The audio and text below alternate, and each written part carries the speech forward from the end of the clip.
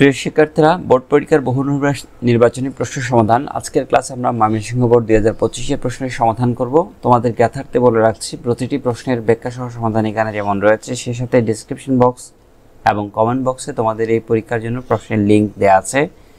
লিঙ্কে ক্লিক করে তোমরা এই প্রশ্নের উপর পরীক্ষা দিতে পারো। কম্পিউটারকে দিয়ে কথা বলানো শোনানোর কৌশল কোনটি? সঠিক উত্তর হলো স্পিচ প্রসেসিং। আমরা জানিয়ে নিচ্ছি বাকি অপশনগুলো সম্পর্কে। মেশিন লার্নিং হলো কম্পিউটারকে প্রশিক্ষণ দেয়া যেন সে বিভিন্ন সিস্টেম সম্পর্কে শিখতে পারে এবং নিজেই ভুল থেকে শিক্ষা নিতে পারে। আর স্পিচ প্রসেসিং হলো কম্পিউটারকে দিয়ে কথা বলানো এবং শেখানোর কৌশল। ন্যাচারাল ল্যাঙ্গুয়েজ প্রসেসিং হলো মানুষের ভাষা, যেমন বাংলা, ইংরেজি, আরবি, যে ভাষাগুলো আমরা সচরাচর ব্যবহার করি সেগুলোর মাধ্যমে কম্পিউটারের সাথে তথ্য আদান প্রদানের ব্যবস্থা। এটি হলো ন্যাচারাল ল্যাঙ্গুয়েজ প্রসেসিং। এই তিনটি বিষয় থেকে যে কোনো বিষয়টির উপর পরীক্ষার প্রশ্ন আসতে পারে। জাতীয় পরিচয়পত্র তৈরিতে নিচের কোন প্রযুক্তি ব্যবহৃত হয়? বহুল প্রচলিত পদ্ধতি হলো বায়োমেট্রিক্স, যেটির মাধ্যমে আমরা ব্যক্তি শনাক্তকরণ করে থাকি, প্রধানত মানুষের দৈহিক গঠন আচরণগত বৈশিষ্ট্যের ভিত্তিতে। আর বায়োইনফরমেটিক্স হলো জীববিজ্ঞান, কম্পিউটার সায়েন্স, ইনফরমেশন ইঞ্জিনিয়ারিং এবং পরিসংখ্যানের সমন্বয়ে গঠিত একটি বিষয়, যা জীববিজ্ঞানের বিশাল ডেটা সংরক্ষণ এবং সঠিকভাবে প্রক্রিয়া করে সেগুলো ব্যাখ্যা করে। বায়োইনফরমেটিক্স সম্পর্কে তোমাদের জ্ঞানমূলক প্রশ্ন আসতে পারে, কিংবা বায়োইনফরমেটিক্সের সাথে সংশ্লিষ্ট বিষয়গুলো সম্পর্কে আমাদের জেনে রাখতে হবে। জেনেটিক ইঞ্জিনিয়ারিং হলো জীবদেহের জিনোমকে প্রয়োজন অনুযায়ী সাজিয়ে কিংবা একাধিক জীবের জিনোমকে জোড়া লাগিয়ে নতুন জীবকোষ সৃষ্টির একটি কৌশল। এই একাধিক জীবের জিনোমকে জোড়া লাগিয়ে নতুন জীবকোষ সৃষ্টির কৌশল যে জেনেটিক ইঞ্জিনিয়ারিং, এ বিষয়ে কিন্তু চট্টগ্রাম বোর্ড 2025 অনুধাবনমূলক প্রশ্নে এই বিষয়টি উল্লেখ করা হয়েছিল। তাই প্রতিটি বিষয় আমাদের ভালো করে জানতে হবে। বায়োমেট্রিক পদ্ধতিতে বায়োলজিক্যাল ডেটা কম্পিউটারের ডাটাবেজে সংরক্ষণ করা হয় এবং পরবর্তীতে এইসব ডেটা নিয়ে স্বয়ংক্রিয়ভাবে মিলিয়ে ব্যক্তিকে শনাক্তকরণ করা হয়, এটি বায়োমেট্রিক পদ্ধতি। আর জীবদেহ থেকে একটি নির্দিষ্ট জিন বহনকারী ডিএনএ খণ্ড পৃথক করে একাধিক জীবে স্থানান্তরের কৌশলকে জেনেটিক ইঞ্জিনিয়ারিং বলা হয়। জেনেটিক ইঞ্জিনিয়ারিংয়ের মাধ্যমে যে জীবকোষ তৈরি হয় তাকে জেনেটিক্যালি মডিফাইড অর্গানিজম বা জিএমও বলা হয়। এই প্রযুক্তি ব্যবহার করে ডিএনএ পরীক্ষার মাধ্যমে অপরাধী শনাক্তকরণ এবং পিতৃত্ব বা মাতৃত্ব নির্ণয় করা হয় সন্তানের। এটি কিন্তু বায়োমেট্রিক্সের একটি ব্যবহার। এরপরে প্রয়োগক্ষেত্র সম্পর্কে এখানে বলা আছে জেনেটিক ইঞ্জিনিয়ারিংয়ের, আমরা এগুলো এখান থেকে জেনে নিব। এগুলো আমাদের অত্যন্ত গুরুত্বপূর্ণ বিষয়, আর ব্যাখ্যা করছি না। এরপরে কৃষিক্ষেত্রে জেনেটিক ইঞ্জিনিয়ারিং ব্যবহারের ফলে কি সুবিধা হবে? এখানে অপশন 2 এবং 3 হলো সঠিক উত্তর। অর্থনৈতিক উন্নয়ন ঘটবে এবং দেশের প্রজাতির বিলুপ্তি ঘটবে। আমরা পরবর্তী প্রশ্নটি একটি উদ্দীপকের মাধ্যমে পেয়েছি। ডাক্তার আহনাফ একজন যকৃত ক্যান্সারের রোগীকে তরল নাইট্রোজেন ব্যবহার করে চিকিৎসা দেওয়ার সিদ্ধান্ত নেন। সফল অপারেশন সম্পন্ন করার লক্ষ্যে তিনি কম্পিউটার নিয়ন্ত্রিত কৃত্রিম পরিবেশের মাধ্যমে অভিজ্ঞতা অর্জন করেন।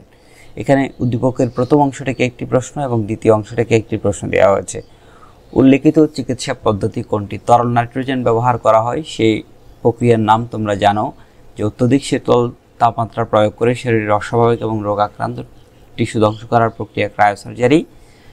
এখানে ক্রায়োসার্জারিতে যে চিকিৎসাগুলো করা হয় তার মধ্যে যকৃত ক্যান্সার একটি।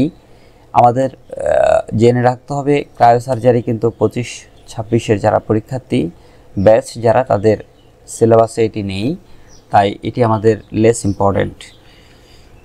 আহনাফ যকৃত ক্যান্সারের রোগীকে ওই তরল নাইট্রোজেন ব্যবহার করে চিকিৎসা দিয়েছেন। দ্বিতীয় অংশে কৃত্রিম পরিবেশের মাধ্যমে অভিজ্ঞতা অর্জন করেন। এই জায়গা থেকে প্রশ্ন করা হয়েছে সিস্টেমটি অতিরিক্ত ব্যবহারের ফলে আমাদের কি হতে পারে? অর্থাৎ কৃত্রিম পরিবেশে যে চিকিৎসা পদ্ধতি সেটি হলো ভার্চুয়াল রিয়েলিটি, এবং ভার্চুয়াল রিয়েলিটির অতিরিক্ত ব্যবহারের ফলে আমাদের যে সমস্যাগুলো হতে পারে সেগুলো হচ্ছে যে এই 3টি সমস্যা হতে পারে।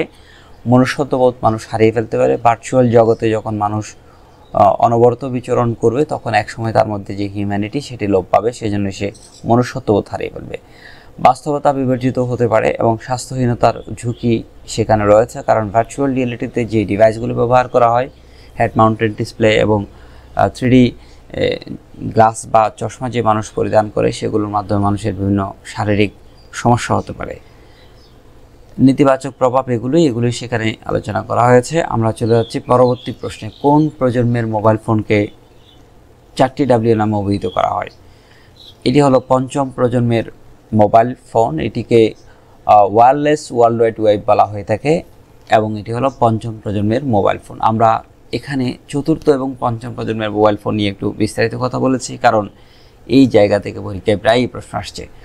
চতুর্থ প্রজন্মের মোবাইল ফোনের প্রযুক্তিগত বৈশিষ্ট্য হলো সার্কিট সুইচিং বা প্যাকেট সুইচিং ডেটা ট্রান্সমিশনের পরিবর্তে সেখানে ইন্টারনেট প্রোটোকল ভিত্তিক নেটওয়ার্ক ব্যবহার করা হয়েছে। দ্রুত চলনশীল ডিভাইসের ক্ষেত্রে এই প্রযুক্তির ডাটা ট্রান্সফার রেট 100 Mbps হতে পারে। ত্রিমাত্রিক এবং স্থির ডিভাইসের ক্ষেত্রে সেটি 1 Gbps পর্যন্ত হতে পারে, আরও বেড়ে যায়। এটি LTE বা লং টার্ম ইভ্যালুয়েশন স্ট্যান্ডার্ডে কাজ করে।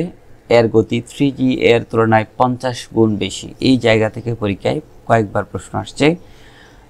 3G এর তুলনায় এর গতি 4G এর গতি কত গুণ বেশি। এবার আমরা প্রশ্নে যে বিষয়টি উল্লেখ করা হয়েছে পঞ্চম প্রজন্মের মোবাইল, সেটি নিয়ে পরীক্ষায় প্রশ্ন আসে প্রায়ই। এটি নিয়ে কথা বলছে। এটি অত্যাধুনিক এবং সর্বশেষ একটি সংস্করণ। এই প্রজন্মকে ওয়ার্ল্ড ওয়াইড ওয়্যারলেস ওয়েব বলা হয়ে থাকে, সেজন্য এখানে 4টি W ব্যবহার করা হয়েছে। পঞ্চম প্রজন্মের মোবাইল ফোনের স্ট্যান্ডার্ডগুলো হলো 5G NR মানে হলো নিও রেডিও, এরপরে RIT বা রেডিও অ্যাক্সেস টেকনোলজি সেখানে ব্যবহার করা হয়, কিংবা মিমো বা মাল্টিপল ইনপুট মাল্টিপল আউটপুট এ ধরনের প্রক্রিয়াও সেখানে ব্যবহার করা হয়। এর মাধ্যমে ভিডিও কলও উপভোগ করা যায় বা ভিডিও উপভোগ করা যায়। এ ছিল চতুর্থ এবং পঞ্চম প্রজন্মের মোবাইল ফোনের মধ্যে পার্থক্য বা তুলনামূলক বৈশিষ্ট্য। এগুলো আমাদের জেনে রাখতে হবে, এখান থেকে পরীক্ষায় প্রশ্ন আসতে পারে। ইউনিকাস্ট ডাটা ট্রান্সমিশন মোড কোনটি? যে কয়টি আমরা ডাটা ট্রান্সমিশন মোডের নাম জেনেছি, এর মধ্যে ইউনিকাস্ট মোড হিসেবে আখ্যায়িত করা হয় ওয়াকি টকি ট্রান্সমিশনকে।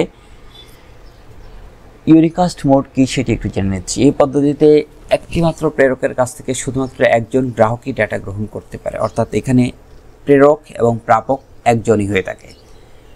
ইউনিকাস্ট মোডে সাধারণত হাফ ডুপ্লেক্স মোডে ডাটা ট্রান্সমিশন হতে পারে, কিংবা ফুল ডুপ্লেক্স মোডে ডাটা ট্রান্সমিশন হতে পারে। উদাহরণ হিসেবে আমরা ফ্যাক্স, মোবাইল, টেলিফোন, খেলনা, ওয়াকিটকি, সিঙ্গেল SMS এর কথা উল্লেখ করতে পারি। এই সমস্ত জায়গায় সাধারণত আমরা 1-to-1 কমিউনিকেশন হয়। মোবাইল ফোন আমরা একজন সাথে আরেকজন কথা বলি। খেলনা, ওয়াকিটকি দিয়ে শুধুমাত্র একটি ডিভাইসকে কন্ট্রোল করা হয়। এভাবে SMS এর ক্ষেত্রেও আমরা 1-to-1 ডাটা ট্রান্সমিশন করি, সেজন্য এটিকে ইউনিকাস্ট ট্রান্সমিশন মোড বলা হয়। একটি চ্যানেলের মাধ্যমে 5 সেকেন্ডে যদি 50,000 বিট ডাটা স্থানান্তরিত হয়, তাহলে তার ব্যান্ডউইথ কত হবে? শিক্ষার্থীরা, এটি খুবই গুরুত্বপূর্ণ একটি প্রশ্ন। একক সময়ে পরিবাহিত ডেটার হারকে বা পরিমাণকে ব্যান্ডউইথ বলা হয়। 5 সেকেন্ডে যদি 50,000 বিট ডাটা ট্রান্সফার হয়, তাহলে 1 সেকেন্ডে 5 দিয়ে 50,000কে ভাগ করলে 1000 BPS ডাটা ট্রান্সমিশন হতে পারে। এই বিষয়টি এখানে আমাদেরকে ভাগ আকারে আসলে উত্তরটি নির্ণয় করতে হবে। এই সংখ্যা যে কোনো সময় যে কোনো সংখ্যা দেওয়া হতে পারে, তবে আমরা টাইম দিয়ে যখন আমরা ডাটা ট্রান্সমিশনের যে পরিমাণ সেটিকে ভাগ করব, তখন রেট বা হার আমরা পেয়ে যাব। আরেকটি বিষয় মনে রাখতে হবে শিক্ষার্থীরা, সেটি হলো BPS অর্থাৎ বিট পার সেকেন্ড হলো মূলত ব্যান্ডউইথের একক। তাই এখানে MBPS, KBPS, GBPS এগুলো সঠিক নয়। মূলত BPS যেটি বিট পার সেকেন্ড, এটি মূলত একক। তাই এই একক দিয়ে যে উত্তরটি ভাগফলের সাথে মিলে যাবে সেটি সঠিক উত্তর। ICT শিক্ষক ল্যাবের সকল কম্পিউটারকে পেঁচানো তার দিয়ে যুক্ত করে একটি নেটওয়ার্ক স্থাপন করলেন। পরবর্তীতে তিনি বিশেষভাবে পরিশুদ্ধ কাচের একটি কেবল ব্যবহার করার সিদ্ধান্ত নিলেন। উদ্দীপকের নেটওয়ার্ক কোন ধরনের নেটওয়ার্ক? ICT শিক্ষক ল্যাবের কম্পিউটারগুলোকে সংযুক্ত করেছে একটি স্বল্প জায়গায়। যদি সবগুলো কম্পিউটারকে নেটওয়ার্কের মাধ্যমে সংযুক্ত করা হয়, তখন সেটিকে লোকাল এরিয়া নেটওয়ার্ক বলা হয়ে থাকে। আমরা এই জায়গা থেকে আরও একটু সামনে যাচ্ছি, সেটি হলো বিভিন্ন প্রকার যে নেটওয়ার্ক ভৌগোলিক অবস্থানের ভিত্তিতে কিংবা ভৌগোলিক রেঞ্জের ভিত্তিতে কতটুকু সীমানার মধ্যে নেটওয়ার্কটি হলে তার নাম কীরকম, সেটিকে আমরা একটু এখানে সংজ্ঞায়িত করার চেষ্টা করেছি। পার্সোনাল এরিয়া নেটওয়ার্ককে প্যান বলা হয়, এবং লোকাল এরিয়া নেটওয়ার্ক যেটি লেন, এবং ক্যাম্পাস এরিয়া নেটওয়ার্ককে কেন বলা হয়ে থাকে। মেট্রোপলিটন এরিয়া নেটওয়ার্ক এবং ওয়াইড এরিয়া নেটওয়ার্ক, এই 5 ধরনের নেটওয়ার্কের মধ্যে কোনটির বিস্তৃতি কতটুকু বা সীমানা কতটুকু, পরিধি কী, সেটি আমরা একটু জানব। দৈনন্দিন ব্যক্তিগত ডিভাইসগুলোর মধ্যে যে সংযোগ, সেটিকে মূলত পার্সোনাল এরিয়া নেটওয়ার্ক প্যান বলা হয়ে থাকে। এর গতি বা এর রেঞ্জ হলো সর্বোচ্চ 10 মিটার পর্যন্ত।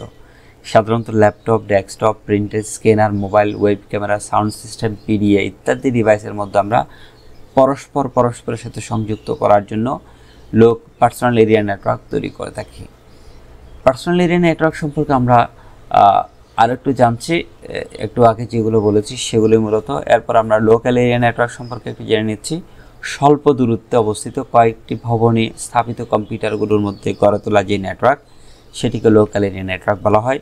আইসিটি শিক্ষক কম্পিউটার ল্যাবের মধ্যে স্থাপিত যে নেটওয়ার্ক সেটি আসলে স্বল্প দূরত্বে অবস্থিত একটি নেটওয়ার্ক, কারণ একই কক্ষের মধ্যে কম্পিউটারগুলোকে পরস্পর সংযুক্ত করে নেটওয়ার্ক তৈরি করা হয়েছে, সেজন্য এটি লোকাল এরিয়া নেটওয়ার্কের মধ্যে পড়বে বা এর আওতাধীন একটি নেটওয়ার্ক। রিপিটার ব্যবহার করে এর পরিধি 1 কিলোমিটার পর্যন্ত বর্ধিত করা যায়, তবে এটি একটি এক্সেপশনাল বিষয়। আমরা লোকাল এরিয়া নেটওয়ার্ক সম্পর্কে আরও একটু জেনে নিচ্ছি, কারণ এই নেটওয়ার্কে কোন ধরনের টপোলজি ব্যবহার করা হয় এখান থেকে পরীক্ষায় প্রশ্ন আসছে। শিক্ষার্থীরা এই যে নোট এখানে দেওয়া হয়েছে এটি মূলত এনসিটিভি প্রেসক্রাইবড যে বই, এনসিটিভি থেকে নির্ধারিত বই, সে বই থেকে তথ্যগুলো সংযুক্ত। এখান থেকে পরীক্ষায় প্রায় প্রশ্ন আসে। লোকাল এরিয়া নেটওয়ার্কে সাধারণত বাস, রিং এবং স্টার টপোলজি ব্যবহার করা হয়, এবং এই ধরনের টপোলজিতে যে কেবলগুলো ব্যবহার করা হয় সেটি হলো twisted pair cable, coaxial cable এবং ফাইবার অপটিক কেবলও সেখানে ব্যবহৃত হতে পারে। আমাদের উদ্দীপকের দ্বিতীয় অংশে কিন্তু ফাইবার অপটিকের কেবলের কথা বলা হয়েছে। তারবিহীন নেটওয়ার্কের মাধ্যমেও রেডিও নেটওয়ার্কের মাধ্যমে লোকাল এরিয়া নেটওয়ার্ক তৈরি করা যায়। এবার আমরা ক্যাম্পাস এরিয়া নেটওয়ার্ক বা ক্যান সম্পর্কে জেনে নিচ্ছি।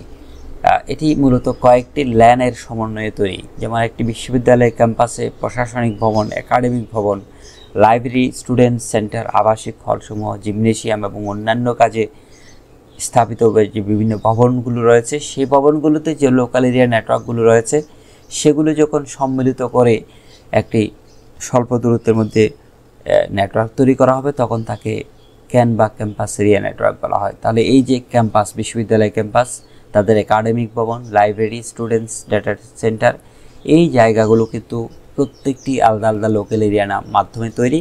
যেহেতু এটি একই ক্যাম্পাসের মধ্যে অবস্থিত তাই একে ক্যাম্পাস এরিয়া নেটওয়ার্ক বলা হয়।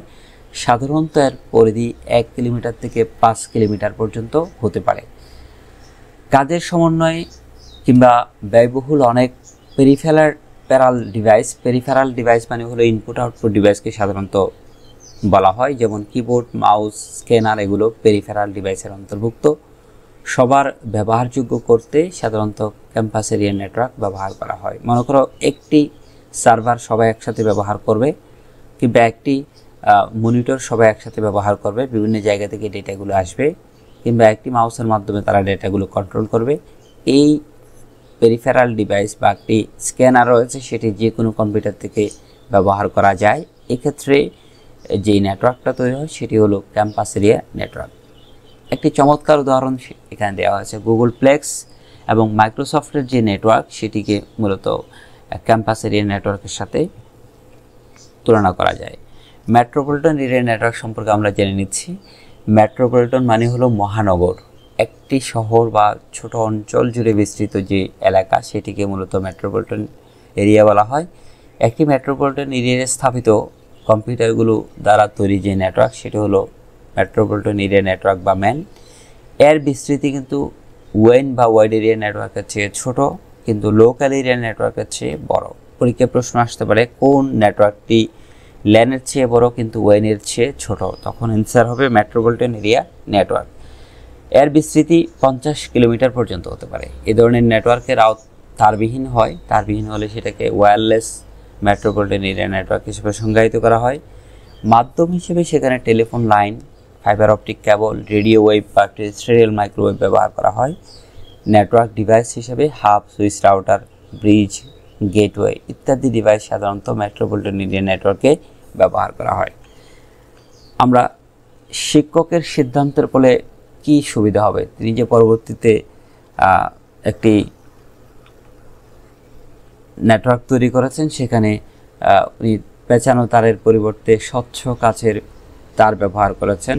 এই সিদ্ধান্তের ফলে শক্তির অপচয় কম হবে, ডেটা, বিদ্যুৎ, চৌম্বক প্রভাব মুক্ত থাকবে এবং এই দুটি মূলত সঠিক উত্তর। ফাইবার অপটিকের ইনস্টলেশন ব্যয় কিন্তু বেশি, সেজন্য প্রথম দুটি আমরা জানি। ফাইবার অপটিক কেবলের মাধ্যমে যে নেটওয়ার্ক তৈরি করা হয় সেখানে কোনো ইএমআই বা ইলেকট্রোম্যাগনেটিক ইন্টারফারেন্স বা তড়িৎ চুম্বকীয় প্রভাব থাকে না, তাই এটি সঠিক উত্তর। শক্তির অপচয়ও কম হবে যেহেতু এখানে তড়িৎ শক্তির পরিবর্তে আলোক শক্তি ব্যবহৃত হয়।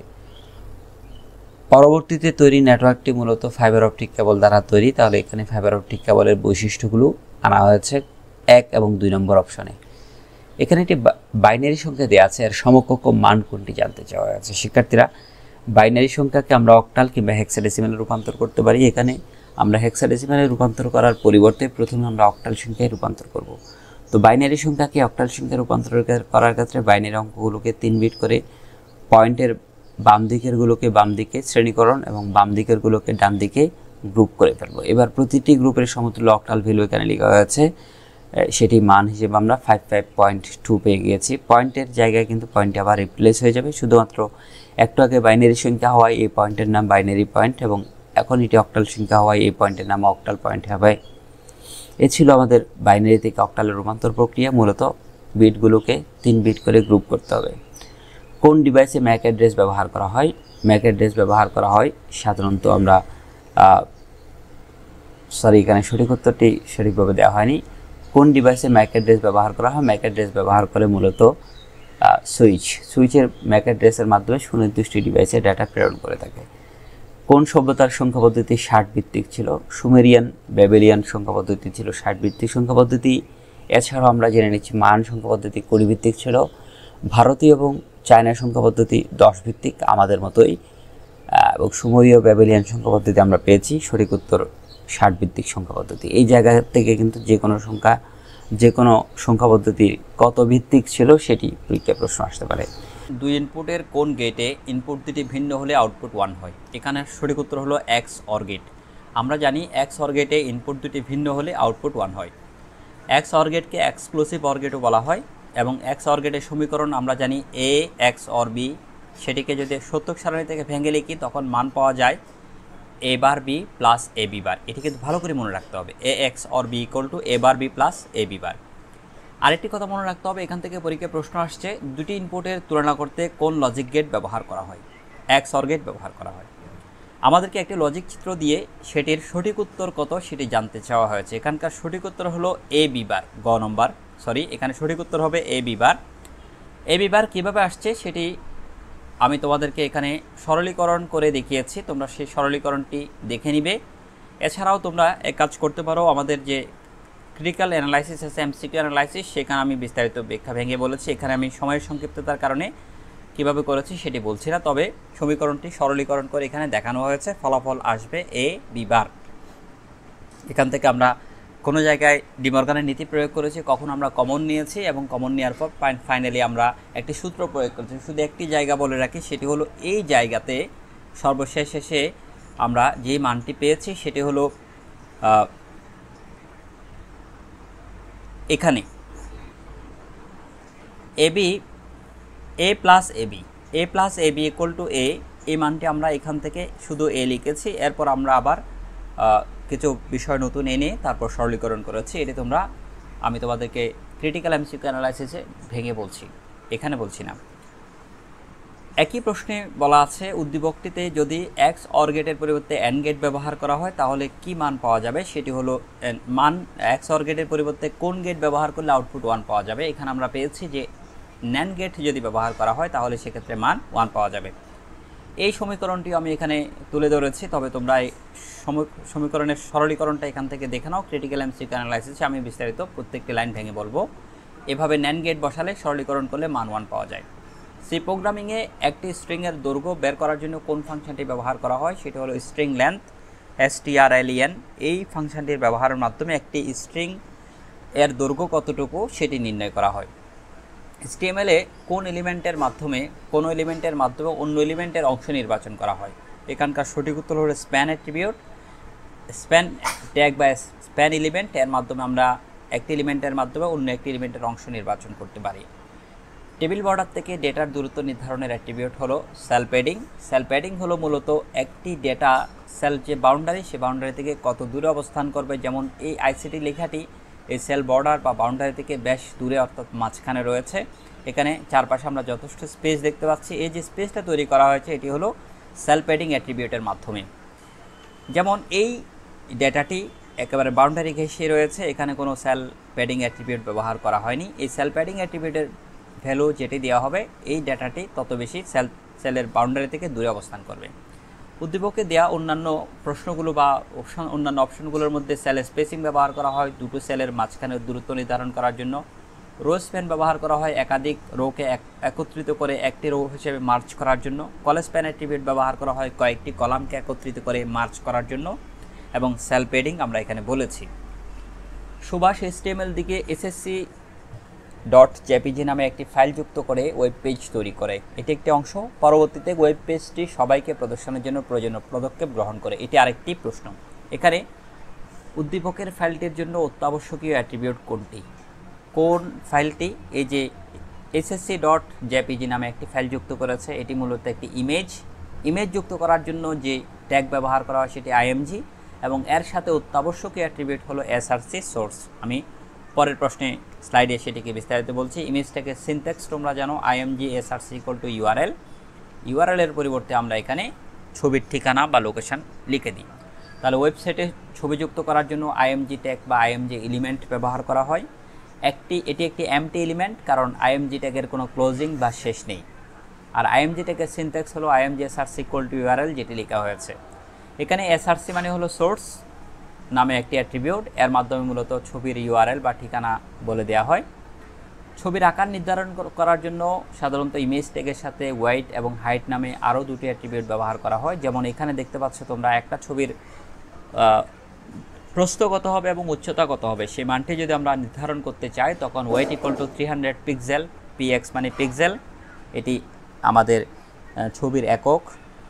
এরপর হলো হাইট = 200 পিক্সেল। এই দুটো অ্যাট্রিবিউট ছবির দৈর্ঘ্য এবং উচ্চতা সাধারণত নির্ধারণ করে।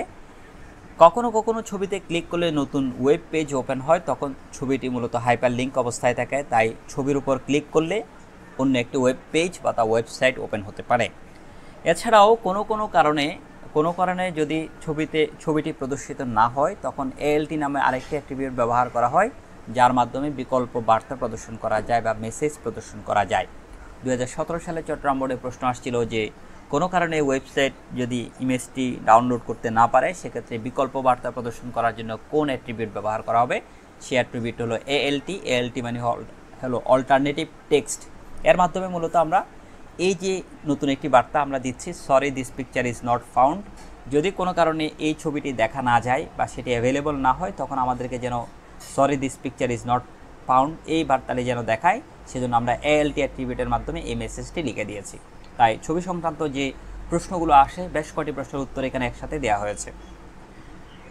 21 নম্বর প্রশ্ন, একই উদ্দীপক থেকে সুভাষের গৃহীত পদক্ষেপ হচ্ছে, তিনি যে ওয়েবসাইটটি সবাইকে দেখার জন্য চাচ্ছেন, সেক্ষেত্রে কি পদক্ষেপ গ্রহণ করতে হবে? পাবলিক IP তাকে ব্যবহার করতে হবে, ওয়েব পেজটি হোস্টিং করতে হবে, ডোমেইন নেম রেজিস্ট্রেশন করতে হবে। কারণ একটি ওয়েবসাইটকে প্রকাশ করার জন্য মূল 3টি ধাপ রয়েছে, সর্বমোট 4টি। এর মধ্যে প্রথম ইম্পর্টেন্ট ধাপ হলো পাবলিক IP তাকে ক্রয় করতে হবে, ওয়েবসাইট হোস্টিং করতে হবে ওয়েবসাইটের ডাটাগুলোকে সার্ভারে স্থাপন করাকে ওয়েব পেজ হোস্টিং বলা হয়। ডোমেইন নেম রেজিস্ট্রেশন করতে হবে, যে নামের মাধ্যমে মানুষ তার ওয়েবসাইটটি শনাক্ত করতে পারবে। সার্চ ইঞ্জিনের সাথে সংযুক্ত করলে ওয়েবসাইট আরও বেশি প্রচারমুখী হয়। তাহলে চতুর্থ ধাপটি অত্যাবশ্যকীয় নয়, কিন্তু প্রথম 3টি ধাপ অত্যাবশ্যকীয়। IEEE কর্তৃক প্রোগ্রামিং ভাষা সর্বশ্রেষ্ঠ ভাষা হিসেবে স্বীকৃতি পেয়েছে, সেটি হলো পাইথন ভাষা। আমরা পাইথন সম্পর্কে আরও একটু জেনে নিচ্ছি। সেটি হলো পাইথন মূলত গিডো ভান রসাম 1951 সালে এটি উদ্ভাবন করেছেন। IEEE যে সংস্থাটি রয়েছে, তারা 2018 সালে এই ভাষাকে সর্বশ্রেষ্ঠ প্রোগ্রামিং ভাষা হিসেবে স্বীকৃতি দিয়েছে। এটি একটি সহজ এবং পাঠযোগ্য সিনট্যাক্সের রয়েছে, খুব সহজে সেটি কোডিং করা যায়, বিভিন্ন প্ল্যাটফর্মও সেটি চলে। তো এটি ব্যবহার করা হয় মূলত ক্লাউড ভিত্তিক ওয়েব অ্যাপ্লিকেশন তৈরিতে, ডেটা অ্যানালাইসিস করার ক্ষেত্রে, মেশিন লার্নিং অ্যাপ্লিকেশন তৈরিতে এই পাইথন প্রোগ্রামিং ভাষাটি ব্যবহার করা হয়। একটি প্রোগ্রামিং থেকে উদ্দীপক দেওয়া আছে এবং বলা আছে এখানে উদ্দীপকে কোডের আউটপুট কত হবে। এখানে ফাংশনটি তোমরা একটু খেয়াল করো, x = 20। এর অর্থ হলো আসলে x এর ভ্যালু যেটা, সেটাকে 20 দ্বারা ভাগ করলে ভাগফল কত হবে সেটি এখানে x এর ভ্যালু হিসেবে আসবে। তো এখানে এরপরে প্রিন্ট হবে কিন্তু x এর আপডেটেড মান। আবার এই জায়গায় আরেকটি ফাংশন দ্বারা আবার পরিবর্তন করা হয়েছে, পাওয়ার অফ x, 2। এই ফাংশনটির মাধ্যমে মূলত x স্কোয়ারের ভ্যালু প্রদর্শন করা যায়। এই স্কোয়ার ফাংশনটিকে প্রোগ্রামিংয়ে পাওয়ার দ্বারা প্রদর্শন করা হয়। পাওয়ার ফাংশন দ্বারা স্কোয়ারের কাজটি করা হয়। সেজন্য এখানে এক্সের ভ্যালু 100 ছিল, সে 100কে 20 দ্বারা ভাগ করার পর 5 হয়ে যাবে। আবার 5 স্কোয়ার ইকুয়াল টু হবে 25, যেহেতু পাওয়ার অফ এক্স কমা 2, এক্সের ভ্যালু আপডেটেড হয়ে 5 হয়ে গেল, সেই 5-এর পর যখন স্কোয়ার করছি তখন 25 হবে। তাহলে এই ছিল প্রোগ্রামিং ভাষার প্রশ্নের উত্তর। একই প্রোগ্রামিং উদ্দীপক দিয়ে লেখা আছে উদ্দীপকের কোডে আবশ্যক হেডার ফাইল কোনটি। আমরা প্রোগ্রামিংয়ের অত্যাবশ্যকীয় হেডার ফাইল হলো stdio.h, স্ট্যান্ডার্ড ইনপুট আউটপুট.h এই ফাংশনটি। আর উদ্দীপকের যে প্রোগ্রামটি সেখানে পাওয়ার ফাংশনটি ব্যবহার করা হয়েছে, সেজন্য এই পাওয়ার ফাংশনের জন্য অত্যাবশ্যকীয় হেডার ফাইল হলো math.h। কনসোল ইনপুট আউটপুট.h এই ফাইলটি এখন আর অত্যাবশ্যকীয় নয়, এটি দরকার না হলেও চলবে।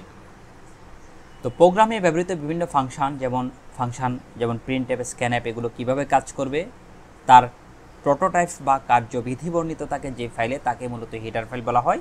এবং সি প্রোগ্রামিংয়ের অত্যাবশ্যকীয় হেডার ফাইল হলো stdio.h, সেটিকে আমরা standard input output header file বলে থাকি। এটি প্রোগ্রামের শুরুতেই সংযুক্ত করা হয়। এ ছিল হেডার ফাইল সংক্রান্ত কথাবার্তা। সর্বশেষ আজকের যে প্রশ্নটি, তাহলে এখানকার সঠিক উত্তর হলো 1-3। ডাবল ডাটা টাইপ মেমোরিতে কত বাইট জায়গা দখল করে? যখন ডাবল ডাটা টাইপের কথা বলা হবে তখন আমরা অ্যান্সার হিসেবে বাইট সাইজ হবে 8 বাইট। আবার সেটিকে বিটে রূপান্তর করলে আমরা জানি 1 বাইট মানে হলো 8 বিট, তাই 8 বাইট না বলে যদি কত বিট হবে বলতো তখন 66 বিট বলতাম। এছাড়াও অন্যান্য যে 3টি ডাটা টাইপ রয়েছে, ক্যারেক্টার, ইন্টিজার, ফ্লোট, সেগুলোর ফরম্যাট স্পেসিফায়ার এখানে দেওয়া হয়েছে, বিট সাইজ এবং বাইট সাইজ এখানে দেওয়া হয়েছে। শিক্ষার্থীরা এই জায়গা থেকে পরীক্ষায় প্রায় প্রশ্ন আসে কোন ডাটা টাইপের ফরম্যাট স্পেসিফায়ার কোনটি, তাই এটি আমাদেরকে জেনে রাখতে হবে। ধন্যবাদ সবাইকে।